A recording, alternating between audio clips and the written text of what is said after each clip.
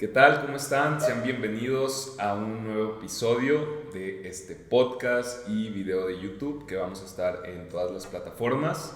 Y bueno, el día de hoy vamos a tener una entrevista muy interesante, además diferente. Vamos a ser más entrevistadores o opinando nada más del tema que se vaya a tratar, conversando sobre este tema. Y bueno, nuestro invitado, que es Wences, pues nos va a compartir un tema muy interesante, tiene que ver con budismo.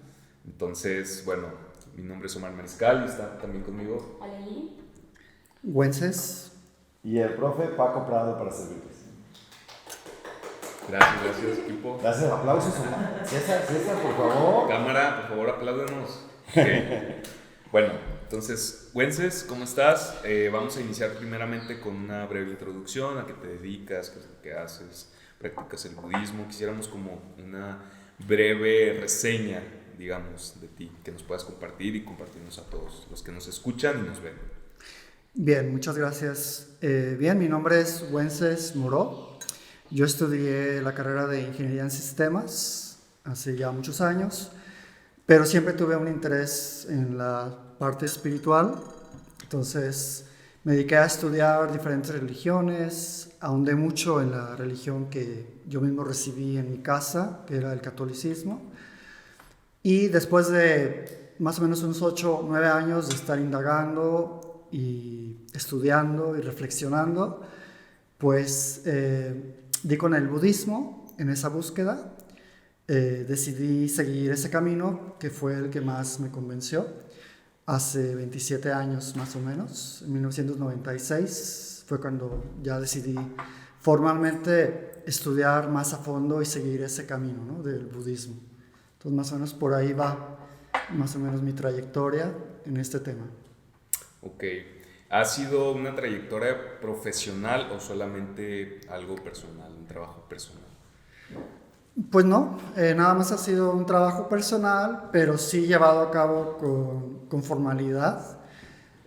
Pues me hice alumno de una institución donde se imparte el budismo, aquí en México, y he seguido a maestros genuinos en la tradición.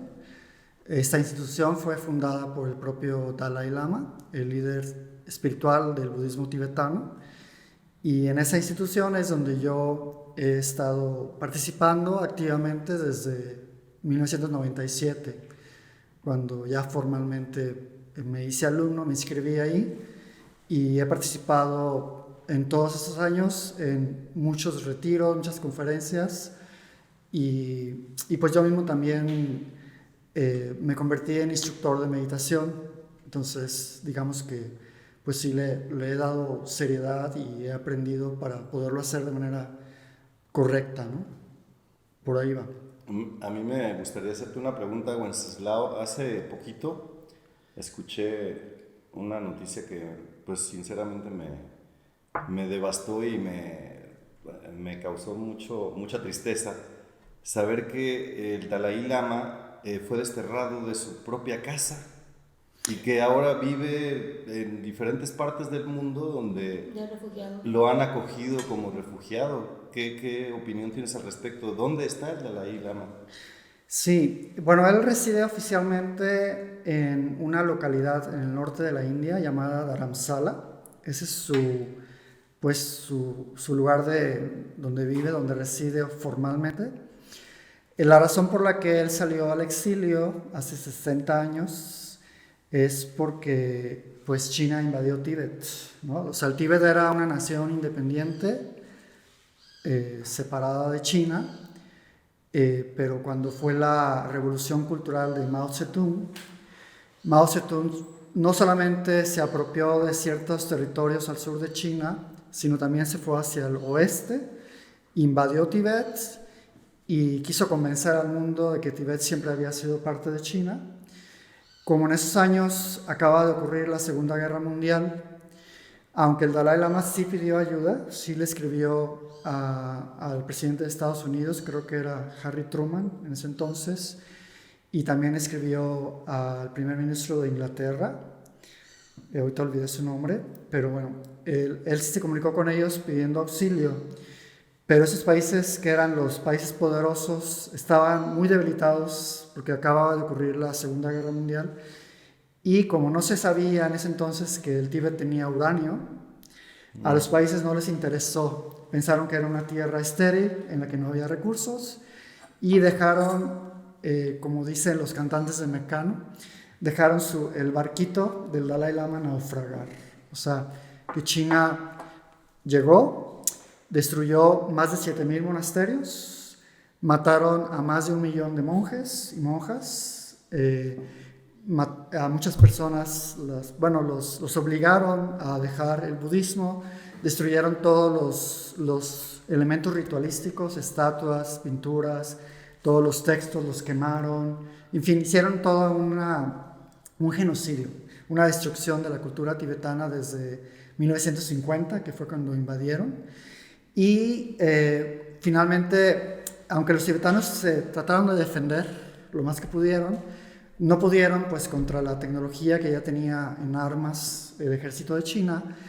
Y en 1959 el Dalai Lama decidió exiliarse al norte de la India, seguido de más de 100,000 compatriotas, entre ellos también muchos maestros de altos niveles del budismo tibetano, que salieron tanto a la India como a Nepal y eventualmente llegaron a Europa y ahora a Estados Unidos y a otros países, ¿no? Entonces sí, fue una diáspora, la diáspora tibetana, por la invasión de China a este lugar, que tristemente pues destruyeron todo, fue el ocaso de toda una civilización que duró más de 1000 años, en la que la prioridad era el cultivo de la espiritualidad. Permaneció esa cultura muy aislada al resto de la humanidad por la geografía, porque la meseta tibetana se encuentra rodeada de los Himalayas. Entonces era muy difícil accesar, era muy raro que una persona, un viajero occidental o inclusive de la India llegara ahí. Y entonces esto permitió que en esos 1000 años esa cultura se desarrollara mucho en términos espirituales. Llegó a niveles muy elevados, produciendo muchas gentes que alcanzaron el despertar espiritual, mucha gente que avanzó. Entre ellos artistas de Hollywood incluso, ¿verdad?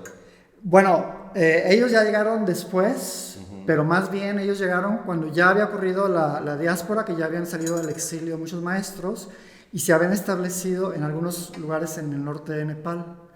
Entonces, entre ellos está George Lucas, que George Lucas estudió bajo la enseñanza de Tulku Urgyen, un maestro muy renombrado que vivía en Nepal, en las afueras de Katmandú. Y entonces George Lucas, antes de producir todas estas películas de la Guerra de las Galaxias, tomó muchas ideas, muchas de las cosas que ustedes ven en la primera película de la Guerra de las Galaxias son ideas que él tomó y él cambió del lamaísmo, del budismo tibetano. Esta idea de los caballeros Jedi, no es más que una representación de los lamas, donde se considera que los maestros es lo más sagrado y el respetar las enseñanzas y a los maestros es algo pues que uno debe de llevar con mucha seriedad, ¿no? Sí, de ahí tomó muchas ideas, estas y muchas otras ideas, de ahí las tomó George Lucas, efectivamente. Perdón si me extendí, a lo mejor fue muy larga la respuesta. No, al contrario, gracias, Wences. Sí, y me gustó esa parte última, ¿no? Qué interesante, la verdad desconocía que Star Wars tenía como trasfondo y ¿cómo se diría? Una base, ¿no? de la historia, basada en el budismo, una influencia. ¿Y qué es el budismo? ¿Cuáles son como las ideas principales? ¿Cuál es la visión del budismo que nos puedas compartir, que no desconocemos totalmente? Bueno, es una pregunta muy, muy extensa. Empecemos quizá con lo de qué es el budismo. Y podríamos preguntarnos si es una religión, si es una forma de vida, si es una psicología, si es una ética o una filosofía. Y digamos que sí, en ciertos aspectos es todo esto, ¿no? Digamos que podría ser una religión si nos vamos a la etimología de la palabra religión, que es religare en latín, que quiere decir reunir, ¿no? Entonces, comentaba, en el caso de las religiones judío-cristianas, una religión te une o te reúne, en este caso con Dios, ¿no? Con la figura de Dios. En el caso del budismo, podría ser una religión en el caso de que te reúne con tu propia naturaleza. Es decir, el budismo es una religión, pero no teísta. En el budismo no se cree en Dios, no existe un dogma, no existe una revelación a través de un profeta, no existe nada de eso en absoluto, ¿no? Lo que sí existe es reconocer que todos los seres tenemos una naturaleza esencial que tiene características de sabiduría, de compasión, de amor, y todos podemos reconectar con ello. Es nuestra verdadera esencia desde la perspectiva budista. Entonces, es una religión en el sentido de que el budismo es un camino que te lleva a reconocer tu naturaleza. Es una filosofía, pero una filosofía aplicable a la vida. No tiene, digamos que hay filosofías que a lo mejor pueden decir especulaciones muy interesantes, pero que no son aterrizables a la vida. O que al individuo que profesa esa filosofía, pues no lo lleva a una vida más feliz, como el caso de Nietzsche, que finalmente se suicida, ¿no? O sea, ¿de qué te sirve hacer tantas especulaciones tan maravillosas si al final del día esto no te va a llevar a poder tener una mejor vida, a ser un ser humano exitoso, ¿no? Más feliz? Perdón que te interrumpa, para no dejar de lado este tema, me parece muy interesante. ¿Qué opina el budismo del suicidio? Pues es un gran error, porque en el budismo se entiende o se cree que cuando uno muere, uno va a renacer, ¿no? Y donde uno va a renacer depende de las acciones que se llevaron a cabo en las vidas pasadas, que a esto lo podemos resumir como el karma, pero también depende del estado mental en el momento en el que mueres. O sea, esos dos puntos, tómenlos muy en cuenta. O sea, en el budismo se cree que uno renace.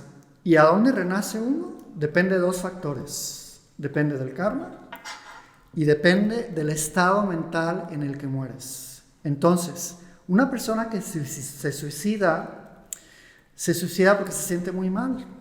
Está en un estado de miedo, de enojo, de inseguridad, de temor.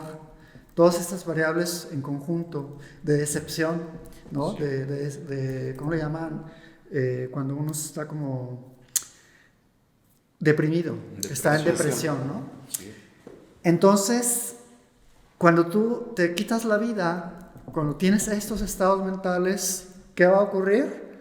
Que vas a renacer en una vida en la que predomina eso. O sea, según tú, con el suicidio estás queriendo corregir un estado en el que no quieres estar, y lo que estás haciendo es perpetuarlo. O sea, estás haciendo justamente lo que menos te conviene. O sea, el suicidio es un gran error.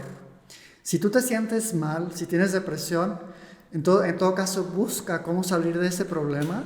Busca ayuda con psicoterapias, con psiquiatras, con gente espiritual que te pueda apoyar, con amigos. Es más, emborráchate. ¿Sí? En el budismo te dirían, no es bueno que tomes alcohol, pero si te vas a suicidar y si en ese caso el alcohol te va a ayudar a que no te suicides, conviene que lo hagas. Sí, ¿verdad? Porque cualquier cosa menos suicidarte. Suicidarte es lo peor. Lo peor que puedes hacer. Sí.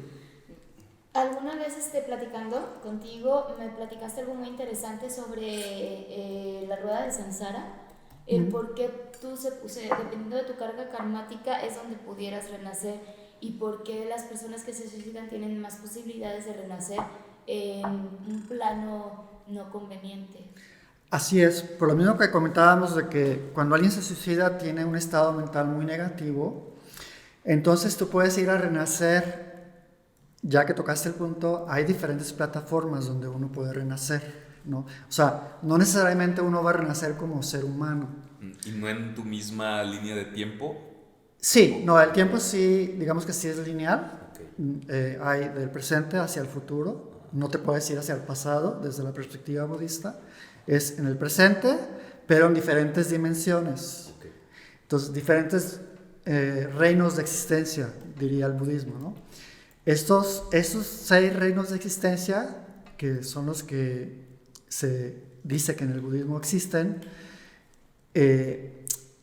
uno de ellos es la plataforma humana, pero también existe el reino animal, con el cual nosotros tenemos contacto, ¿no? Y relación. Pero existe también el reino de los fantasmas o espíritus hambrientos, es el reino de los seres paranoicos, que son seres que experimentan mucho miedo, mucho sufrimiento, mucho enojo. O también los reinos de los devas, que son muy parecidos a la mitología griega y romana, ¿no? Como el rey Zeus, el dios Zeus, Júpiter y todo esto. Son reinos muy, muy parecidos a esta mitología que nos narran en los griegos y los romanos. O los semidioses, que son dioses celosos. O sea, son dioses que no tienen tanto poder como los dioses y por lo tanto experimentan envidia, ¿no? Entonces, en cada uno de esos reinos, lo que predomina es... ¿Los devas no son lo mismo entonces que los semidioses? No, los devas son seres todavía más elevados que los semidioses. En cada uno de esos reinos predomina un estado mental, una emoción, ¿no? Entonces, dependiendo de la emoción que predomina en tu mente, es donde es más probable que tú vayas a renacer en esta rueda del samsara, así se le llama en el budismo, a este reino de existencia en el que morimos y renacemos. Es como algo cíclico, por eso se llama rueda, samsara, quiere decir como círculo, ¿no? Entonces, si en ti predomina el enojo y el miedo, la depresión, renaces en el reino de los seres paranoicos. Si en ti predomina la emoción de la avaricia, el deseo obsesivo, renaces como espíritu o como fantasma. Si en ti predomina la confusión, la estupidez, la instintividad, te dejas llevar por tus deseos sin tener ninguna mandato sobre decir, no, pues tengo este deseo, pero no lo voy a dejar. Sin gobernarte. Ajá. Como en el leyo. Si te dejas gobernar por tus deseos, entonces renaces como animal, exactamente. Algo que preguntan en las redes sociales y que tienen la duda muchos niños, niñas, jóvenes e incluso adultos que desconocen del budismo y de su filosofía, me dicen, bueno, ¿quién es Buda? Dicen, ¿es una deidad, un hombre gordito, un estilo de vida? ¿Cómo se podría definir el budismo? Ok, muy bien. De hecho, la palabra misma viene de ahí, del Buda, ¿no? ¿Y qué significa la palabra Buda? La palabra Buda quiere decir despierto. Entonces, no se refiere a ningún dios. Y esta imagen del gordito, que muchos creímos que era el Buda, pues no, resulta que ese no es el Buda, ¿no? Esa figura representa a Mitofu, que es un símbolo de China, más o menos data del siglo XIV, del norte de China. O sea, no tiene nada que ver con la región donde surgió el budismo. El budismo surgió en el norte de la India, 2000 kilómetros de distancia de donde estaba esta figura de Mitofu, el gordito. Y esta figura de Mitofu, el gordito, representaba la abundancia. Entonces más bien es como un amuleto de buena suerte. Y se popularizó que le sobabas la panza a este gordito y eso te iba a traer buena suerte. Y como esto se ponía en los restaurantes de Tailandia, de Vietnam, a donde llegaron los norteamericanos en la guerra de Vietnam, entonces se popularizó hacia el resto de Occidente esta idea de que este era el Buda, pero eso es falso, ¿no? Entonces aquí hay que hacer una clara distinción. O sea, ese gordito que tanto nos vendieron, pues no es el Buda. El Buda más bien se refiere a Siddhartha Gautama, que era un príncipe que vivió en el norte de la India hace 26 siglos. O sea, 15 siglos todavía más atrás, ¿no? 11 siglos más atrás de esta figura de Mitofu. Y el budismo entonces se refiere al camino que te lleva al despertar espiritual, como aludiendo a que un Buda es un ser despierto. Esto quiere decir que no hay un solo Buda, hay miles de Budas. Todas las personas que han alcanzado ese nivel de despertar espiritual que desde la perspectiva budista es nuestra herencia y es lo que tenemos que lograr. O sea, es decir, un Buda no es un ser que tenga atributos divinos. Nosotros diríamos desde mí, como la perspectiva de una estudiante de budismo, yo te puedo decir que veo al propio Dalai Lama como un Buda en persona. Pero esa persona no tiene nada que tú no tengas. O sea, es decir, todos tenemos la misma esencia y precisamente el budismo es un camino que te lleva a reconocer tu verdadera naturaleza. Así podríamos reconocer al budismo como una ciencia que explora lo que tenemos que desarrollar para descubrir nuestra propia naturaleza. Es decir, podríamos decir que sí, el budismo es una psicología muy profunda, es una ciencia de la mente, que en aquella lengua, donde en la época que desarrolló mucho el budismo, se utilizaba el lenguaje sánscrito y se reconocía al budismo con la palabra Aryatnavidya, que quiere decir la ciencia de la mente, ¿no? Entonces, otra palabra con la que se refiere también al budismo desde la perspectiva budista es Buddha Dharma. Buddha Dharma quiere decir las enseñanzas del Buda. O sea, Dharma es como enseñanzas del Buda, o sea, las enseñanzas del despertar. A eso se refiere el budismo, ¿no? Ahí ya me conecto más con la pregunta que me hacía hace un rato Omar. Y nada más para complementar la pregunta que hacía Lili, les mencionaba que había 6 reinos de existencias, ¿no? Entonces mencioné 6. Y 3 emociones las relacioné con los 3 reinos de existencia donde prevalece mucho sufrimiento. Los seres paranoicos experimentan mucho sufrimiento, enojo y miedo. Los fantasmas experimentan también mucho sufrimiento y experimentan avaricia y deseo obsesivo. Los animales experimentan mucha instintividad, confusión, estupidez. Los seres humanos experimentamos mucho deseo en general. Los dioses celosos o semidioses experimentan mucha envidia. Y los dioses experimentan mucho orgullo. Entonces si tú, digamos que hoy eres un ser humano muy orgulloso y que además cultiva mucho mérito, muchas acciones positivas y una mente muy concentrada y mueres, ese estado mental de orgullo te puede catapultar a renacer como Dios o como Deva, lo cual no es conveniente de la perspectiva budista, porque en ese estado tú no vas a hacer nada para poder seguir creciendo espiritualmente, porque todo lo tienes resuelto, porque experimentas mucho placer. Véanlo como un multimillonario en esta vida, ¿no? Que tiene todo y que nomás puede utilizar su teléfono para pedir un servicio y le sobra con qué pagarlo por todo el resto de su vida, ¿no? Puede ir a donde quiera. Puede darse una vida muy lujosa todos los días de su vida sin el menor esfuerzo por la riqueza con la que tiene. Esa sería la vida de un Deva. Una persona que tiene esas condiciones, diríamos, pues, ¿ustedes creen que procuraría crecer espiritualmente? No, pues yo creo que solo está cómodo, ¿no? Mejor hueva, ¿no? Disfruta lo que tiene, ¿no? Sí. O un semidios, que es una persona que también tiene muchas habilidades, también tiene grandes riquezas, pero siempre está anhelando ser como el Dios, pues tampoco, o sea, se va a procurar toda su vida tratando de estar al nivel de los devas, ¿no? Ese sería un semidios, que también los tenemos en la vida humana, ¿no? Seres que son muy ricos, pero quieren estar en el número 1, como Bill Gates o así, ¿no?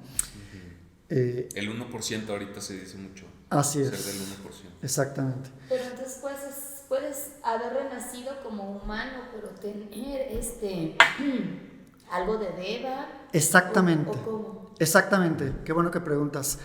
Quiere decir que esos reinos de existencia del samsara existen de manera ontológica y también de manera psicológica. Es decir, como humano, tú puedes vivir en cualquiera de los 3 reinos. O bien puedes renacer en esos reinos. O sea, yo puedo renacer como fantasma. O sea, que puedo estar de humano, pero mi mente, todo mi mundo, lo que yo visualizo, puedo estar en un reino paranoico. Exactamente. Un reino animal. Sí, siempre, exactamente. Una persona que siempre se está dejando llevar por el instinto, que le dan ganas. Parecemos decir, de depresiones de repente, nos bajamos al bajo astral, estamos vibrando en lo paranoico. Claro. Exactamente, si estás experimentando mucho miedo, si estás experimentando temor y enojo, la mayor parte de tu vida, pues tú vives en un reino paranoico. Si nunca estás satisfecha, si siempre quieres más, no importa que seas millonaria, siempre sientes que te falta. Ajá, un sentimiento de pobreza, entonces vives en el reino de los fantasmas. Los fantasmas de la Los avaricia, espíritus el hambrientos. obsesivo, ¿no? Como estos espíritus que quieren más y nadie puede tener más que yo, y entonces necesito como este deseo obsesivo de poseer. Así es, exactamente. Entonces estás viviendo en ese reino. Entonces tenemos que, con el budismo, lo que pretendemos es cultivar salud mental, no dejarnos llevar por esas emociones. No se asusten, no quiere decir que porque me he enojado mucho o tengo mucho miedo, soy un ser paranoico y voy a renacer como fantasma. No, o sea, todos tenemos episodios. No existimos, amigos y amigas, no existimos. Todos tenemos episodios. No estás. Estamos cambiando, ¿no? Y lo que queremos hacer es prevalecer en un estado mental sano, donde no nos dejemos llevar por esas emociones aflictivas, sino que más bien podemos cultivar paz mental, podemos cultivar sabiduría, podemos cultivar amor, compasión, paciencia, ecuanimidad, generosidad, una actitud ética, entusiasmo y regocijo, y subrayo por segunda vez, el más importante de todos, sabiduría. Wences, hay una señora de Nuevo León que me está escribiendo, me dice, soy María y soy ludópata. ¿Cómo puede el budismo ayudarme con el vicio del juego?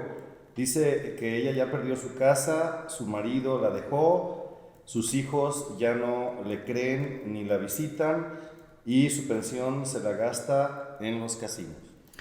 Bien, allí pues tenemos que aprender a cultivar nuestras mentes para aprender a estar bien. Yo, ¿por qué a lo mejor voy a jugar? Porque a lo mejor siento cierta ansiedad. Lo que estoy buscando en el fondo es siempre ser feliz, y lo voy a hacer de las maneras que voy aprendiendo.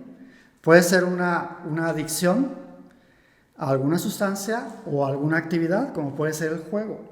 Lo que tenemos que hacer es aprender a estar bien, sin requerir de cosas externas, de la sustancia ni de la actividad. Y entonces lo puedo dejar con facilidad. O sea, si yo aprendo a estar bien conmigo mismo, sin la necesidad de recurrir a cierta actividad o a cierta sustancia con la que he creado adicción, entonces puedo estar en paz, no la necesito y lo puedo dejar. Entonces, ¿cómo te va a ayudar el budismo? Pues aprendiendo a reconocer que tú puedes estar bien, por ejemplo, cultivando una mente en paz. ¿Cómo? Por ejemplo, con la meditación. O empezando con ese tipo de charlas, ¿no? Donde empezamos a explorar otras visiones que hemos heredado de culturas milenarias muy sabias, y empezamos a explorar estos temas, a aprender cómo podemos ser felices sin necesidad de recurrir a circunstancias o situaciones externas. ¿Sí? Espero haber contestado. Claro que sí, gracias. Yo creo, Wences, hay muchas experiencias que he visto en redes sociales de despertar espiritual, muchas personas compartiendo su experiencia, algunos diciendo que fue después de un ataque de pánico, que fue de un día para otro. Hay personas que lo empezaron como a lo mejor a leer al respecto y fueron como despertando a esta espiritualidad. Entonces, ¿cuál es la perspectiva del budismo en cómo es un despertar y cuáles serían a lo mejor qué pasa en ese despertar, qué pasa con esas personas?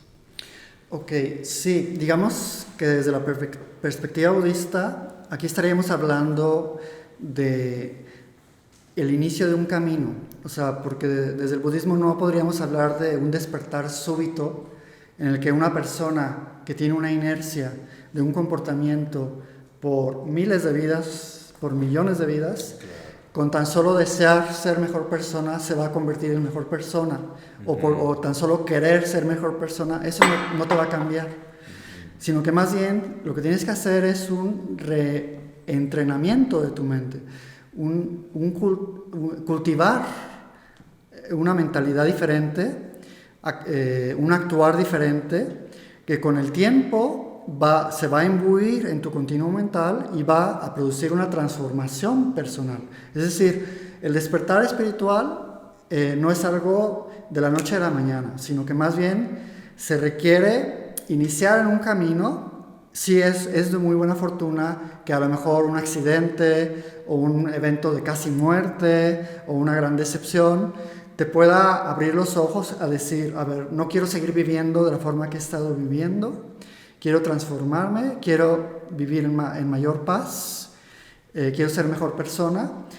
Ese tiene ese valor, ¿no? Ese tipo de despertar inicial del que tú me hablas. Exacto, es como un inicio. Uh-huh. Pero el budismo te diría, ok, ya tomaste la decisión, estás quizá acudiendo a ese tipo de espacios donde estás empezando a escuchar ese tipo de temas y a leer y a escuchar maestros, etcétera. Pero ese es apenas el empezar a aprender. Es como cuando alguien quiere estudiar una carrera, ¿no? No te vas a hacer ingeniero de la noche a la mañana, ni arquitecto, ni nada. Tienes que estudiar, tienes que prepararte, tienes que ir con la gente que lo hace, tienes que ver los ejemplos, tienes que practicarlo. Y eso te va a hacer un buen arquitecto, un buen ingeniero, ¿no? Etcétera. Entonces, aquí lo mismo. Quiero cultivar mi mente. Bueno, pues tengo que estudiar todo lo que tiene que ver con cultivar mi mente, entender la visión, ver quiénes son maestros genuinos, validar que realmente son maestros genuinos, ver si este camino funciona y ponerlo a prueba y hacerlo con mi propia vida. Es todo un camino a seguir. Por eso sí, retomando con algunos de los puntos que hablábamos antes, hablaríamos de que es una forma de vida el budismo, en el sentido de que se convierte en tu camino al despertar. Y cuando hablábamos de ese despertar, de esa palabra Buda, que significa despierto, entonces también aquí retomo el punto de cuáles serían las metas del budismo. ¿A qué te lleva? Si alguien se hace budista, ¿a qué aspira? ¿Nada más a estar en mejor estado de paz? ¿O qué aspira? No. Digamos que hay varios niveles, ¿no?, de un practicante budista a los que puede aspirar.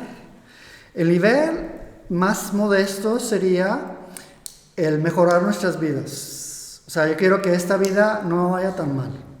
Quiero tener mejores amigos, momentos de mayor felicidad, menos momentos de dolor. Una meta muy loable, pero es una meta todavía muy corta, ¿no? Una meta intermedia sería el aspirar a un estado donde nunca jamás yo vuelva a sufrir. A esto en el budismo se le llama alcanzar el estado de un arhat o el estado del nirvana, que es alguien que ya llega a un nivel en donde nunca jamás va a experimentar dolor ni aflicciones mentales. Aflicciones mentales quiero decir emociones que perturban, como el enojo, el apego obsesivo, los celos, el orgullo y combinaciones de todos, el miedo, la duda, en fin, todas estas cosas. Y esa es una meta intermedia, también muy valiosa. Ese sería el estado intermedio al que un budista aspiraría. Pero la meta máxima y la meta más loable al que un budista aspira es alcanzar el completo despertar, que es el estado de un Buda, un ser despierto, lo que significa la palabra Buda. ¿Qué tiene de ventaja un Buda sobre alguien que está en el nirvana o un arhat? Un Buda además ya destruyó o ya quitó todos los velos en su mente o en su continuo mental que obstruyen la omnisciencia y la gran compasión, el gran amor hacia todos los seres. Es decir, un Buda experimenta de manera natural compasión hacia todos los seres que están sufriendo y por ende siente el gran impulso, el deseo de ayudarlos a librarse del sufrimiento. Y al haber quitado los velos a la omnisciencia, un Buda además puede ver, cuando ve a una persona, un Buda comprende perfectamente la mecánica, la conflictividad, la confusión que existe en esa persona y le puede ayudar, porque le puede decir, tú tienes que hacer exactamente esto y esto te va a ayudar. Te puede guiar con mucha mayor precisión en el camino. Y además un Buda puede impactar a millones de personas, porque sus enseñanzas se van a poder adecuar a tiempos y a circunstancias muy en particular, y por eso pues va a tener mucha mayor repercusión. Y bueno, y aquí voy a añadir lo que algún maestro alguna vez nos dijo. En realidad, fíjense, nosotros somos ahorita principiantes. Yo también, aunque tengo 27 años en esto, ustedes pudieran pensar que no, pues ya tiene mucho camino andado. Pues no, yo les diría, en realidad estoy empezando. O sea, porque ese es un camino muy extenso, muy vasto, y además no sabemos lo que cada quien trae atrás, ¿no? Ustedes, tal vez estas sean sus primeras charlas de budismo, pero ustedes, ¿qué tal que ya llevan 30 vidas que ya han estado cultivando sus mentes? Y yo en mi vida anterior y las 30 anteriores, pues nada más estaba cultivando actitudes perturbadas. Entonces, no podemos hablar de que una persona que ahorita lleva más tiempo y más años estudiando el budismo esté más evolucionado que otro que todavía ni siquiera ha empezado. No, eso es falso. Hay personas ahí en la calle que son 1000 veces más evolucionadas que uno que ya lleva 27 años en ello, ¿no? Entonces, pero les decía, el punto que quería tocar aquí, ya se me fue la idea. Yo quiero retomar eso. Es decir, que hay una persona que sin saberlo, sin ser budista, puede estar en un estado ya muy elevado. Claro, exactamente. O sea, a ver, la meta del budismo, dijimos, es el despertar espiritual. Uh-huh. Pero para llegar al despertar espiritual no se requiere el budismo. Cualquier camino que te lleve a esa meta, ¿cuál es el estado? ¿Cómo sabría una persona que ya llegó a este nivel? Pues una persona que jamás se enoja ante cualquier circunstancia, que puede conservar la paciencia, que se sabe autocontrolar, que ¿no? tiene un control perfecto. Una persona que ya no sufre, que ya no experimenta dolor, ya es una persona que ya es el estado de un arhat, que nunca va a sentir envidia, ni celos, ni arrogancia, ni nada de eso ante cualquier circunstancia. Es una persona que ya tiene el nivel por lo menos de un arhat. ¿Cómo llegas al estado de un Buda? Bueno, es que además de eso, tienes capacidades paranormales que te permiten entender la circunstancia de cualquiera una de las otras personas. Entonces, esa es una persona que ya llegó al estado de un Buda. Hay caminos como el chamanismo original, el chamanismo autóctono de Mesoamérica y de la religión Bon, del centro de Asia también, que te llevan al despertar espiritual. Muchos de ustedes habrán escuchado o habrán leído libros de Carlos Castañeda. Sí. Ok, bueno, pues Juan Matute era un chamán auténtico, autóctono. Su camino es un camino real que te lleva al estado de un arhat. Tú puedes seguir el libro de, ¿cómo se llama? Las enseñanzas de Don Juan. O tenía otro, no me acuerdo, ahorita se me fue el nombre, a ver si me acuerdo al rato, que son de los primeros 3 libros que escribió Carlos Castañeda, y esos libros tienen enseñanzas que son perfectamente compatibles con las enseñanzas del budismo que te llevan al estado de un arhat, donde tratamos de quitar la confusión. Por eso yo enfatizaba, ¿cuál es la mayor de las cualidades que tenemos que cultivar? La sabiduría, porque la sabiduría es la que nos va a llevar al despertar. ¿Qué quiere decir la sabiduría? Pues quitar la confusión, todos los engaños que tenemos de la forma que existimos. El budismo te diría en pocas palabras, todo lo que nos tiene sufriendo es una confusión acerca de cómo existimos, de cómo creemos que existimos. Nos aferramos a la idea de un yo que existe de forma intrínseca, independiente, permanente. Es decir, Wences, su servidor, cree de forma innata que Wences es autoexistente, permanente. Desde que nació hay un Wencesitos que ha ido evolucionando y que es ese mismo ser que existe de forma inherente. Eso es un gran error, diría el budismo. De ahí surge todo el egoísmo. De ahí surge, por eso a veces soy gandaya. Por eso me enojo, porque creo que me están quitando algo. Por eso me entra la avaricia, porque quiero darle a este yo más cosas. Pues es este yo el que siente esa insatisfacción. Es donde entra el ego, El ego viene siendo una palabra sinónimo al yo, tal cual. Egoísmo, de ahí viene. Entonces, todas las enfermedades mentales y todas las aflicciones mentales surgen del ego más o menos exacerbado. Entonces, el budismo, la sabiduría del budismo, en primera instancia, tiene que ver con todo lo que corta esta creencia falsa de que existimos de manera inherente. Y ahí se requiere mucho estudio, y mucha reflexión. Y retomo la pregunta de Omar, ¿no? O sea, no es un camino que con tan solo desear, querer ser mejor persona, voy a llegar ahí, ¿no? Requiero romper con patrones de hábito que llevo de por vidas, que me surgen hoy de manera inercial. Si tú llegas... Pero ¿cómo los reconoces si no te das cuenta? Porque entonces ahorita todo lo que tú platicas yo me doy cuenta, o al menos en mi perspectiva, que hay muchísima gente viviendo en estado paranoico.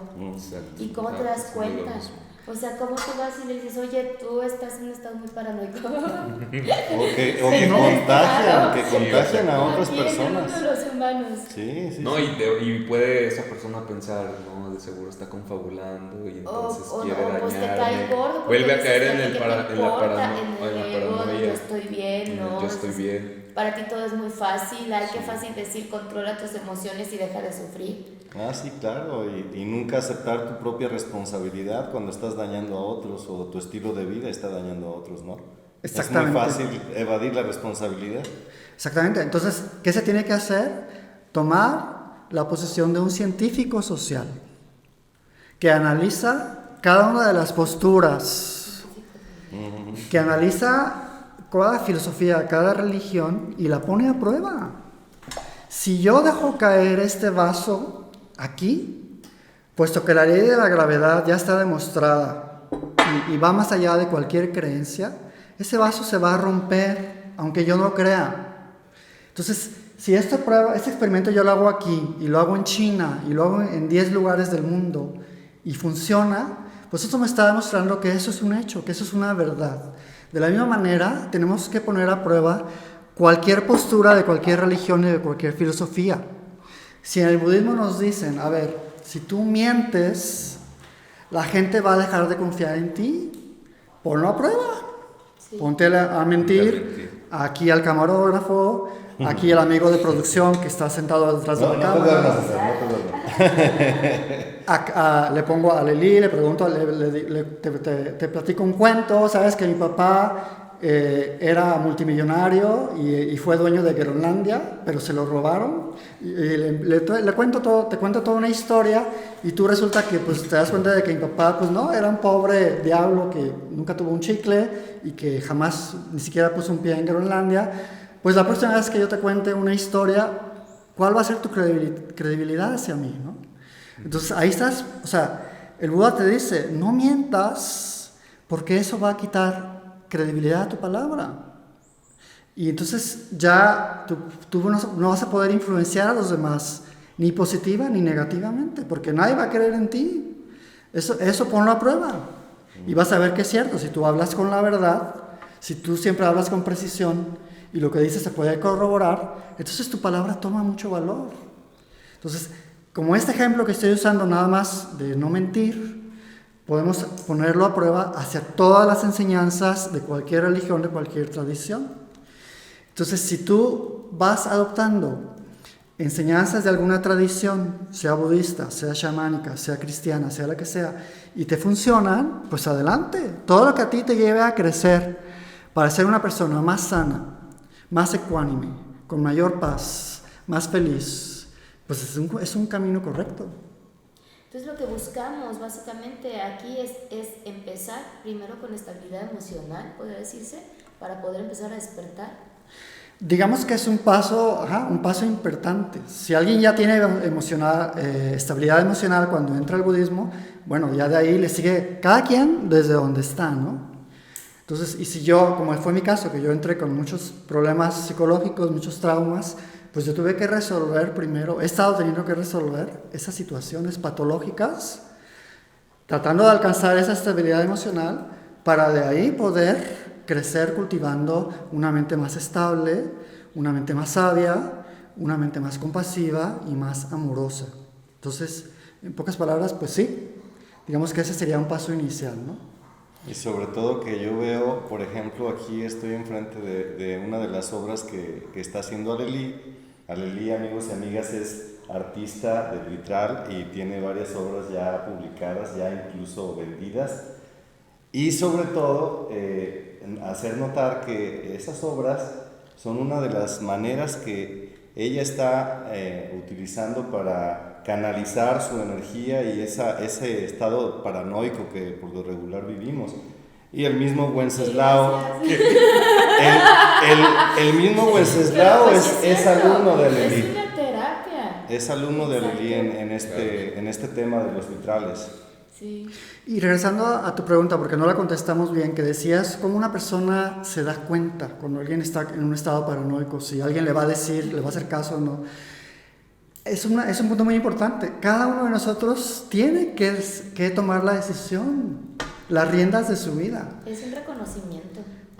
Ajá. Por más que yo le diga aquí a Paco, oye Paco, ¿sabes qué? Tú estás muy neurótico.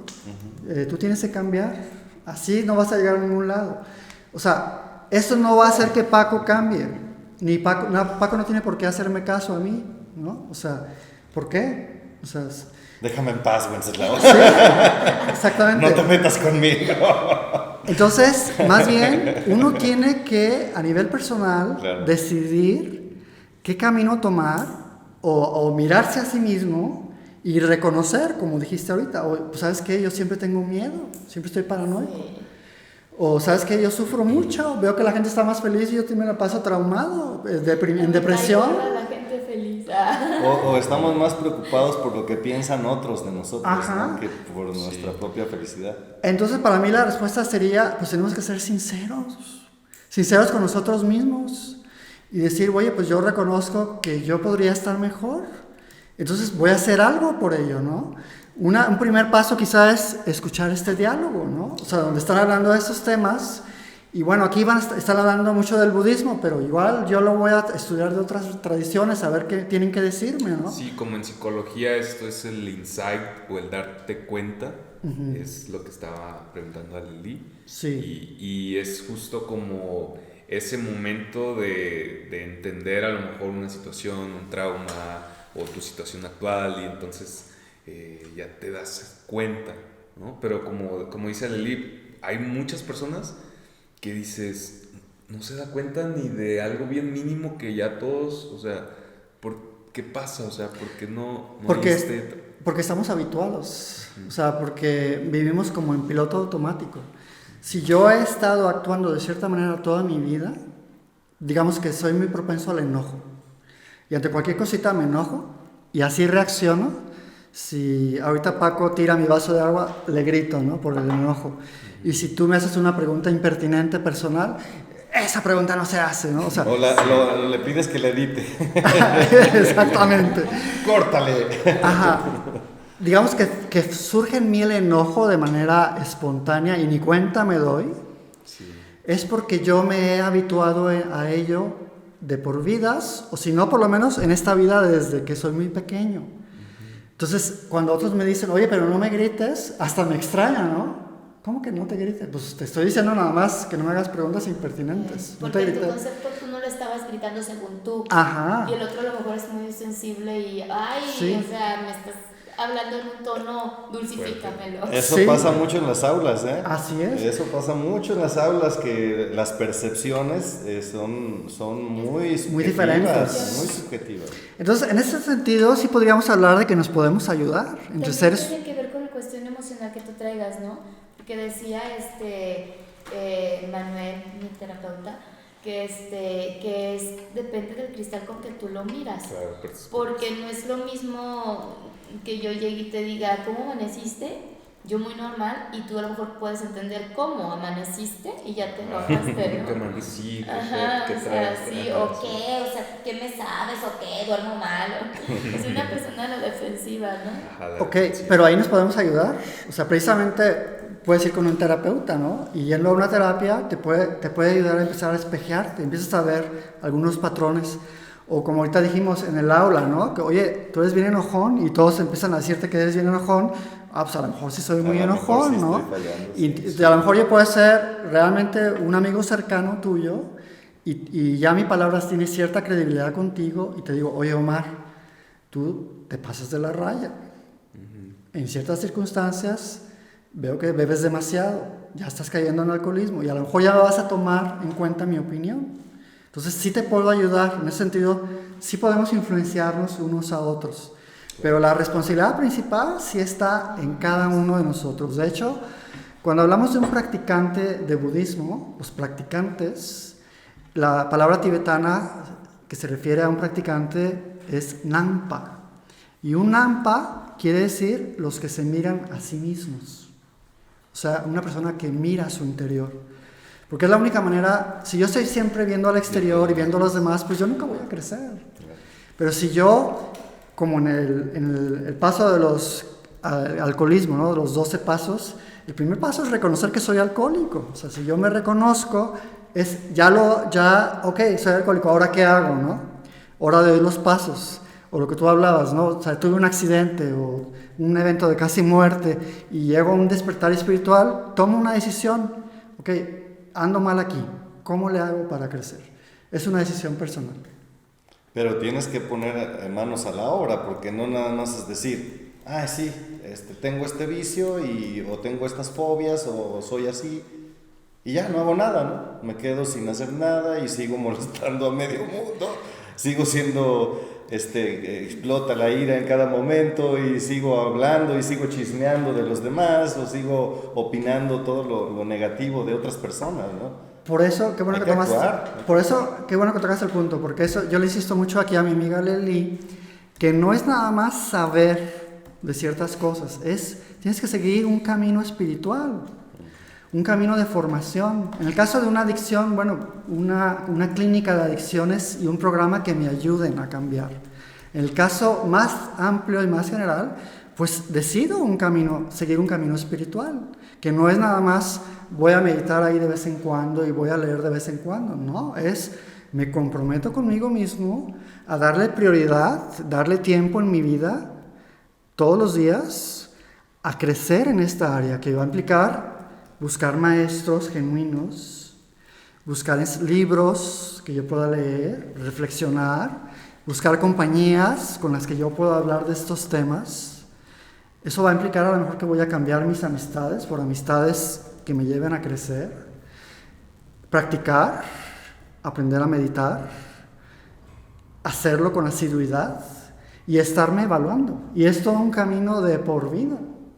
Eso es la diferencia entre el nada más tocar, como tú decías, nada más con la decisión, o seguir el camino que me va a llevar a la transformación.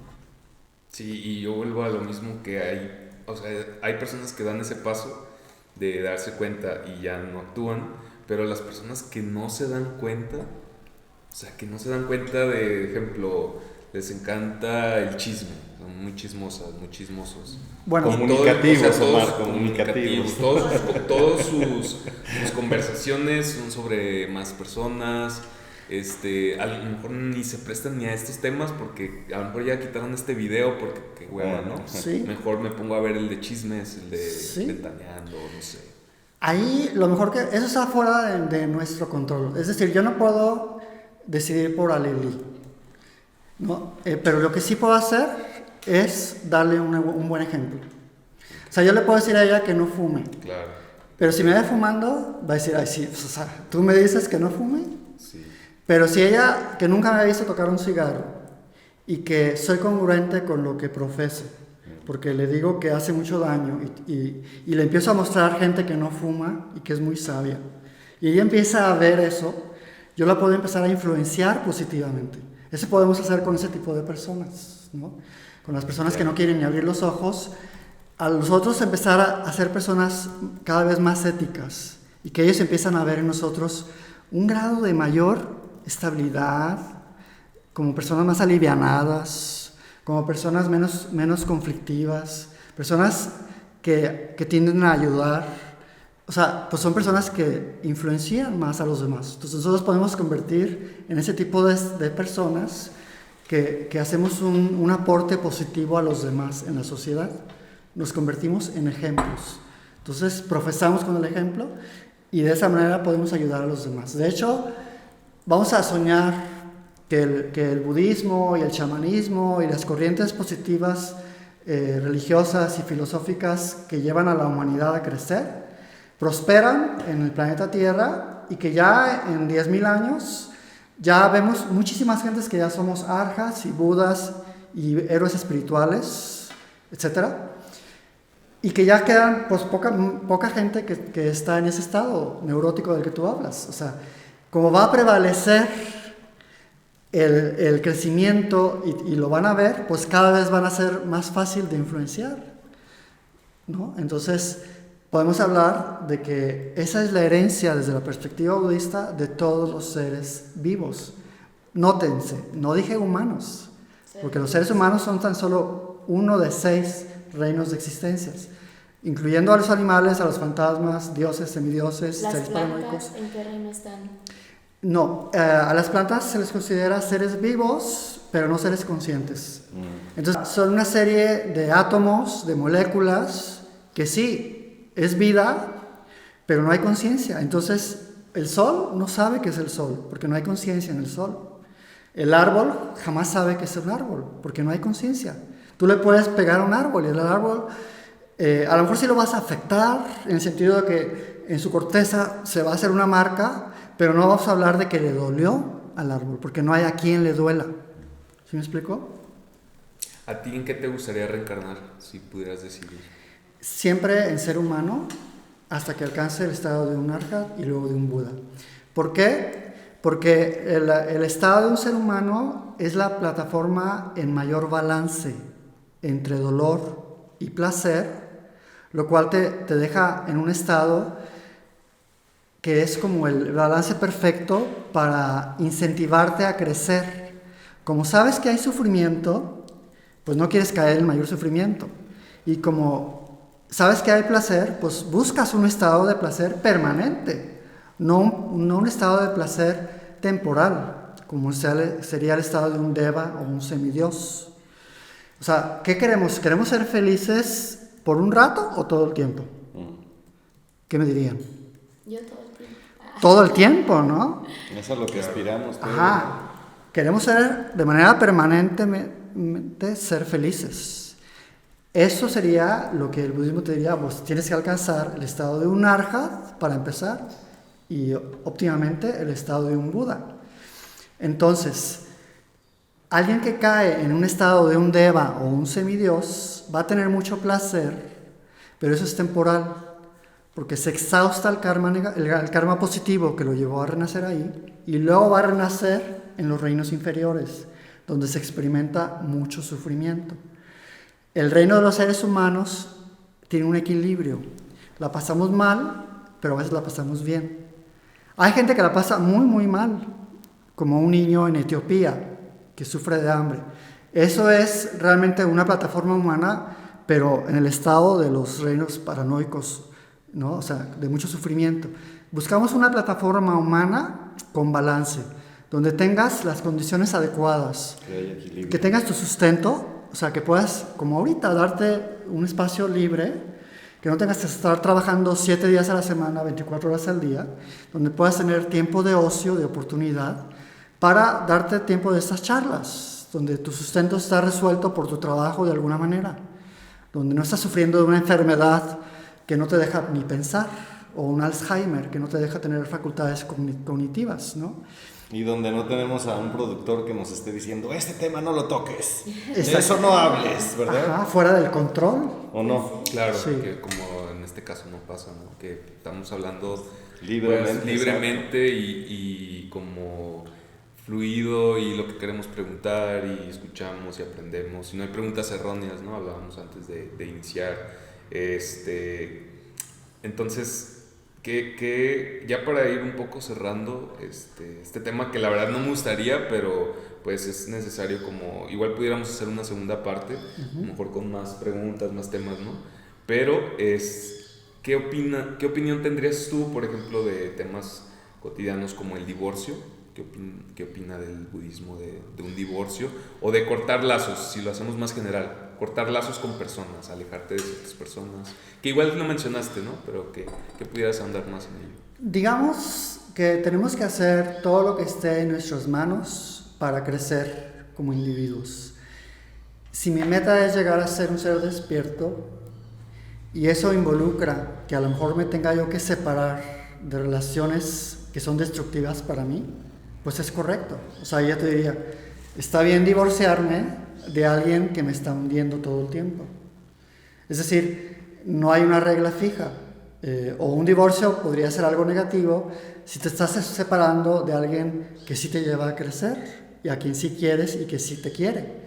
Si lo que tuvimos fue un conflicto que se puede resolver de otra manera, sin tener que llegar al extremo del divorcio, y que tú y tu pareja pueden crecer sanamente siendo pareja, pues no hay razón. Un divorcio sería algo negativo.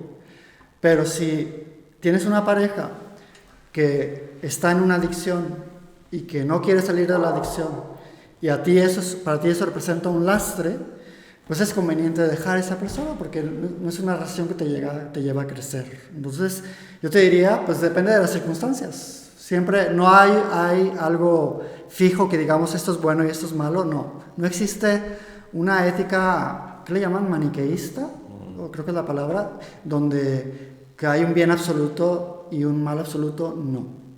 Más bien todo va a depender de las circunstancias. Correcto. Lo que te lleve a crecer. Okay. Nada es absoluto, todo es relativo. Todo es relativo, exactamente. Es el principio. En cuanto al consumo de marihuana, por ejemplo, ¿qué opinión? Bueno, ahí sí se vería como algo negativo, porque es una sustancia que afecta tu campo de energía sutil. Esto la mayor parte de la gente no lo sabe, pero cualquier tipo de droga, desde las naturales como psicotrópicas, como plantas, van a afectar tu cuerpo de energía. Y tu cuerpo de energía sutil tiene mucha correlación con tu estado mental. Entonces tú lo vas a lastimar, lo vas a limitar al usar esas sustancias. Y entonces esto te va a mermar, te va a disminuir tu capacidad de crecer. Es más, la inteligencia misma tiene que ver con tu cuerpo de energía sutil. Y si tú tienes un cuerpo de energía sutil sano y fuerte, vas a ser por naturaleza una persona más inteligente, más sabia. ¿Sí? Y lo mismo ocurre con el cigarro. O sea, el cigarro también afecta mucho el cuerpo de energía sutil. El alcohol no solamente afecta al cuerpo de energía sutil, sino que también nos afecta físicamente. El alcohol se sabe que mata las dendritas, que son las terminales de las neuronas. Y esas neuronas ya no pueden interrelacionarse con los demás. Eso te va restando claridad mental y acceso a tu memoria y a otras formas de pensar, ¿no? Entonces, sustancias como cigarro, drogas recreativas o químicas, alcohol, no son recomendables desde la perspectiva budista. Puedes estar en estados mentales de mucha paz, de mucha felicidad, sin recurrir a ese tipo de sustancias. Llámese la meditación. Yo conozco cientos de formas de meditación y les puedo decir como testimonio de vida, no que yo sea una persona avanzada, fueron simplemente experiencias en las que he experimentado mucho gozo por tiempos alargados, y eso se puede alargar a la manera que uno se hace más proficiente en la meditación, sin utilizar ningún tipo de sustancias. Entonces tú puedes accesar estados alternos de conciencia simplemente con la meditación y de mayor gozo, de manera estable, de manera consciente y sin que esto haga daño ni a tu cuerpo de energía sutil ni a tu cuerpo físico. Entonces yo les diría de entrada, pues sí, hagan lo posible por dejar las adicciones, ya sea que lo puedan dejar de golpe o lo vayan dejando poco a poquito, pero para eventualmente dejarlo por completo. Adicción a redes sociales, por ejemplo. Pues dependiendo, o sea, ahí es como las personas, ¿no? Te vas a relacionar con las personas que te lleven a crecer. Las personas que te llevan más bien a vicios y a conflictos, pues las vas a dejar. Si una red social te lleva a que surja en ti más pensamientos de violencia o a tener una mente más dispersa o sentirme más perdido, pues deja eso porque eso no te ayuda, ¿no? Pero si esa red social la sabes utilizar para relacionarte con personas que te llevan a crecer, si te vas a relacionar con el Dalai Lama en la red social, pues adelante, ¿no? O sea, eso te va a llevar a crecer. Pásanos su WhatsApp, por favor, Wences. Pásanos el WhatsApp del de la isla. Ah, que ya lo tiene ¿Sí lo tienes? Sí. Aleli, con mucho gusto. Claro que sí, que con sea mucho un gusto. grupo de WhatsApp. Ya sé, preguntas y respuestas. Sí, estaría padre, ¿no? Estaría muy padre. Y, por ejemplo, entretenimiento, no sé, ver mucho Netflix, mucho TikTok, como Pues, mucho consumo de información. Yo te diría que todo eso no tiene nada de malo, o sea, jugar, por ejemplo, videojuegos. Si es un videojuego como el Tetris o el Pac-Man, O Mario Bros. O... no los conozco todos, pero Ok. digamos que hay unos que no tienen violencia de por Alto medio. contenido de violencia, exacto. Ya. Por ejemplo, uno que está matando monitos, ese te estás entrenando en matar. ¿Cómo se extrañan de que en Estados Ya Unidos... es paranoico, ¿no? Sí. O sea, porque conozco gente que se la vive jugando horas y realmente hasta cuando, oye, ¿qué es qué? Porque estás tan situado en el juego que tu reacción acá es agresiva y ya, o sea, no tiene una ¿cómo te digo? No hay responsabilidad emocional ahí. No No, están en y esta sabes, realidad, ¿no? algo que me preocupa muchísimo, porque es un caso real, una maestra de una escuela, no voy a decir ni la escuela ni el nombre de la maestra, pero su hijo creció en la época en que empezaron los videojuegos y los videojuegos violentos, donde depositan a 100 personas y entre las 100 se tienen que matar hasta que quede una viva. Los juegos del hambre es la mecánica de ese tipo de narrativas. Entonces, pues el niño se desarrolló en esos videojuegos todo el día, toda la noche. Primero empezó gritando, primero empezó sin hacerle caso a su mamá, sin ir a comer. Se la pasaba él solo con los audífonos a las 3, 4 de la mañana gritando y diciendo 1000 cosas y groserías y que tú y que yo, comunicándose con más jugadores.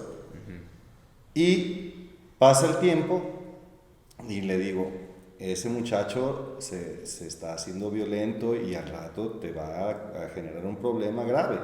No es cierto, no le hace daño. Prefiero que esté jugando maquinitas a que se vaya a la calle a drogar. Bueno, ándale pues. Pasó como un mes de eso y me habla llorando y me dice, ¿qué crees? Me acaba de patear en el piso. ¿Cómo? ¿Tu propio hijo? Sí. Y por una tontería. La agarró a Porque se patadas. hacen intolerantes, están desfasados. Pero de la lo realidad. peor, ella misma lo solapa.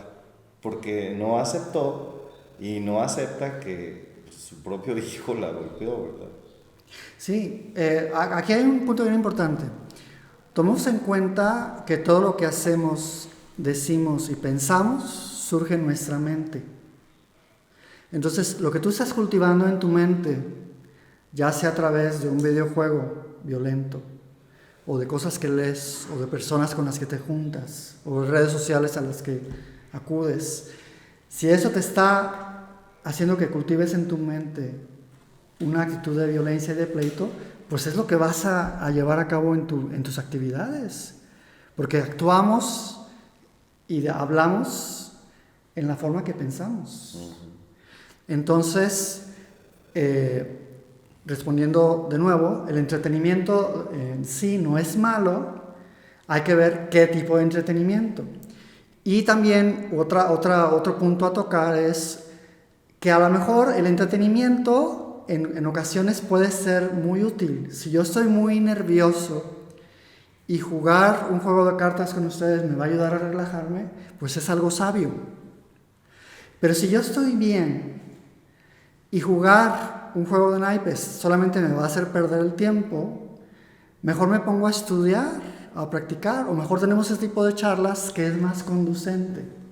Es decir, respondiendo más al grano, en el budismo tratamos de aprovechar todo para crecer espiritualmente. Y si yo me clavo mucho en ver series, en jugar jueguitos, eso me puede quitar mucho tiempo, muy valioso, porque todos podemos morir en cualquier momento. Entonces, cada momento que transcurre es un tesoro, es el recurso más valioso que tenemos, el tiempo.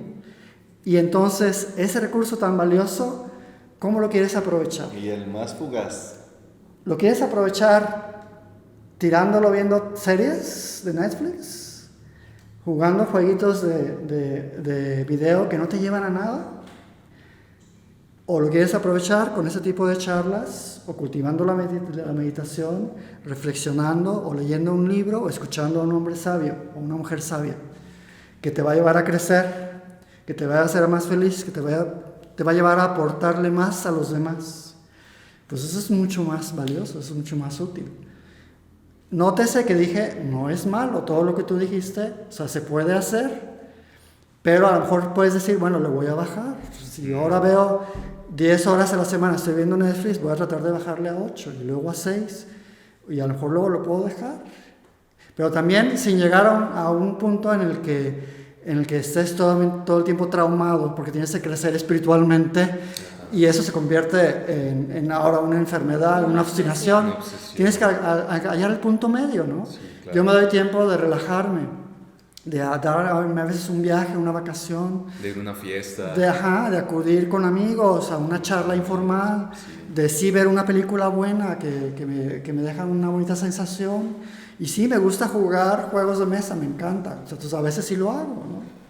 Entonces, hay que hallarle el punto medio con sabiduría. ¿Sí? Me gustaría cerrar con eso, la verdad me gustó como este cierre del equilibrio, de encontrar los momentos para todo. Y ojalá que muchas personas se hayan quedado hasta este momento de escuchar toda esta plática, porque para mí lo más importante a veces son las conclusiones, a qué llegamos, dice Adeli, entonces qué, ¿no? Y en qué quedamos, y me gusta esta parte, ¿no? Del equilibrio. La verdad te agradezco mucho que hayas estado con nosotros. Fue una charla muy amena, ¿no? Me sentí muy cómodo. No sé si quieran agregar algo los demás. Yo en lo personal me quedo con el tema de la responsabilidad, sobre todo emocional. El hacerme responsable de mí, de mis actos, de lo que yo digo, de lo que yo hago, porque todo tiene una consecuencia.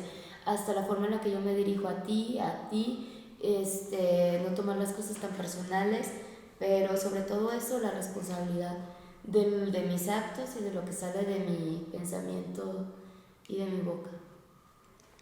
Y sobre todo también darles el mensaje a cientos de padres y madres de familia que nos ven y nos escuchan, ojalá en varias partes del mundo de habla hispana, para que sepan que tienen una gran responsabilidad de predicar con el ejemplo, y que ya se les vaya un poquito ese rollo de, ¿sabes qué? Tenga para que se entretenga, ahí está el celular.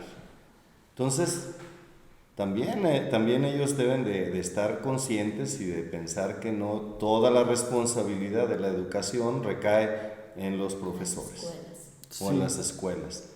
Así una señora me dijo un día, es que usted me lo va a reparar como si fuera un celular o como si fuera un coche. Yo creí que aquí me lo iban a arreglar a mi hijo, porque a mí no me hace caso. Y nosotros no somos mecánicos ni somos técnicos de celulares. Nosotros somos guías nada más que mostramos un camino. Pero los papás tienen la principal responsabilidad. No, imagínate, si arreglar un celular es difícil, arreglar una cabeza. No, olvídate. Pero a veces así piensan los padres de familia, pues es que yo creí que usted me lo iba a arreglar, a mi hijo o a mi hija, ¿no? Es el reconocer, ¿no? Es el reconocimiento, el hacer, como dice Wences, un examen, el ponernos a decir, a ver, la meditación sobre uno mismo, el reconocimiento y decir, a ver, honestamente, estas son mis áreas, estoy haciendo esto mal, y es que a veces eso es lo más difícil, porque hay muchas cosas que duelen reconocer y que dices no, y justificas, y a veces a mí me pasa que incluso justificas a la otra persona para poder seguir haciendo las cosas mal.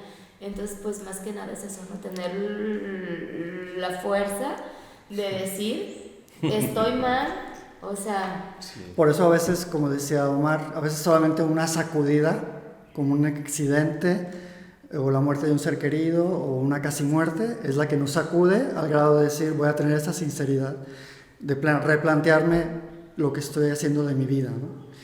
Y bueno, yo terminaría nada más agradeciendo el que se abran este tipo de espacios para comunicar, pues porque esto es algo útil, digamos, podemos aportar a la sociedad reflexionando en temas que nos lleven a crecer como personas, que nos lleven a avanzar, a construir un mundo mejor y que todos podamos eventualmente ser felices de manera permanente.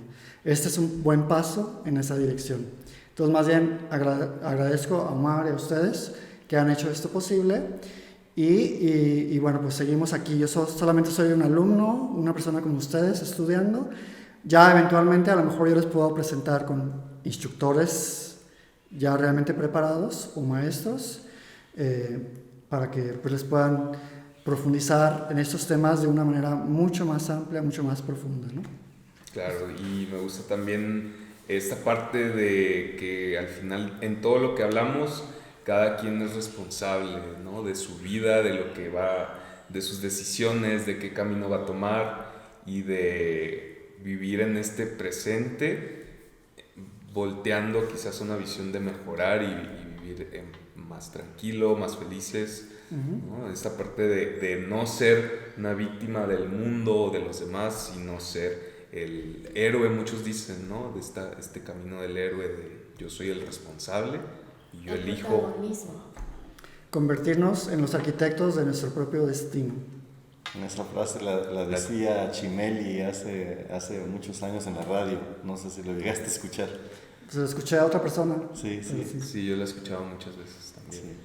Muy bien, pues Muy gracias. bien. No, gracias a ti. Seguramente te vamos a volver a invitar, seguramente. Y pues nada, muchas gracias por vernos, escucharnos. Síganos en todas las redes, todas las plataformas para que no se pierdan estos programas. Y espero que hagamos en conjunto más episodios con más invitados.